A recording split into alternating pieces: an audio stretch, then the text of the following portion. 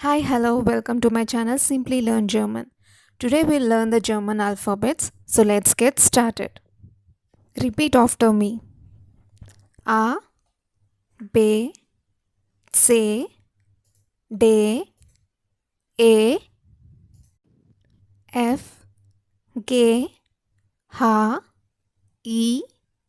J, K, L, M, N, O, P, Q, R, S, T, U, V, W, X, Y, Z.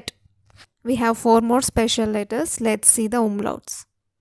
A, O, U, and the last one is SZ. Noch einmal, that means one more time.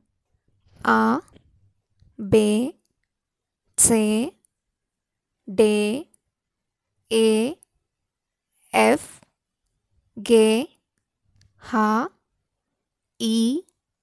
J, K, L, M, N, O, P, Q, R, S, T, U, V, W, X, Y, Z.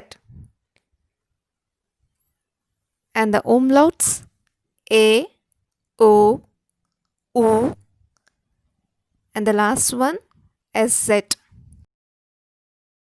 Thanks for watching. Please subscribe to my channel.